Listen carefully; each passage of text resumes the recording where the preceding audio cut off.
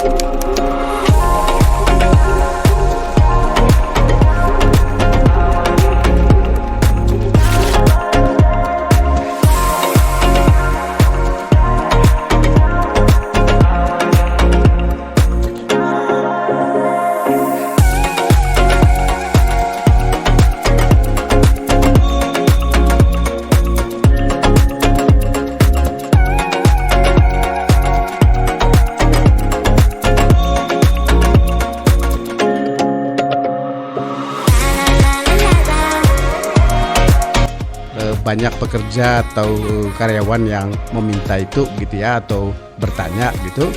Dan ke Ombudsman pengaduannya banyak terkait ini. Ini bukan semata soal data dan distribusi, itu nanti di tengah dan di hilir. Tapi yang menjadi fokus Ombudsman sebenarnya adalah dimensi ketiganya.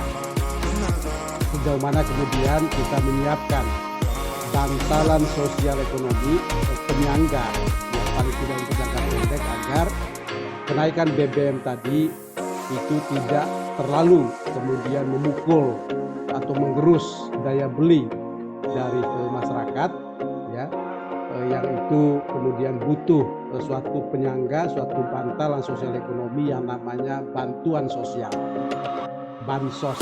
Ya, buat kami pertama begini, surat edaran ini tidak bisa membedakan antara substansi kewenangan dengan tata cara pelaksanaan bagi seorang penjabat untuk memutasi pegawai PNS-nya. Ini diatur pada Undang-Undang PP.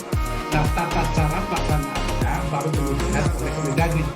Nah, dengan surat edaran semacam ini kemudian seolah-olah mengambil alih ya, problem substansi kewenangan itu semata persoalan operasional teknis yang kemudian diatur dalam surat edaran. Ini problem yang saya kira dari sisi hukum dan tentang peraturan perundang-undangan ini bermasalah gitu ya. Sifatnya dia memang untuk mengisi celah kosong yang memang tidak dipunyai oleh kementerian bersangkutan.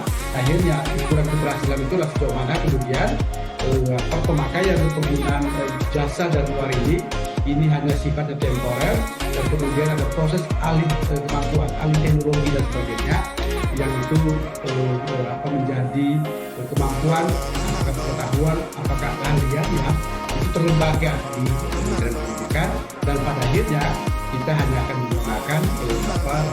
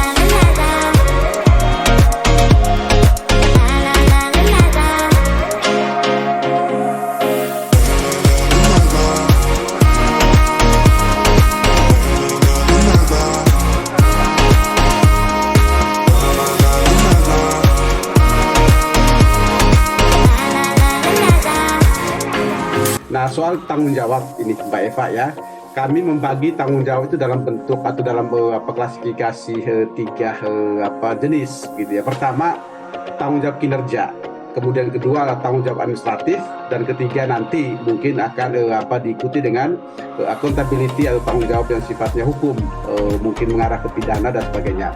Nah, kalau bicara tentang siapa yang bertanggung jawab, tentu pertama-tama adalah pemerintah gitu. Kenapa? Karena memang kalau melihat penyebab kasusnya yang sudah konklusif disampaikan oleh Menteri Kesehatan, dan kenapa itu sampai terjadi, itu kita lihat pihak otoritas dalam hal ini Kementerian Kesehatan dan Badan POM itu justru melakukan hal-hal yang kami sebut sebagai tindakan maladministratif. Kalau dalam kasus ini saya kok rasa-rasanya yakin, percaya bahwa ini tidak akan sampai ke tahap rekomendasi, tidak akan sampai ke istana ataupun ke Senayan sana. Saya percaya bahwa dari yang kami sampaikan kemarin itu kemudian akan diperhatikan, karena yang kita sampaikan itu sebenarnya adalah hal-hal yang memang sepatutnya dikerjakan, Mbak Jiwa.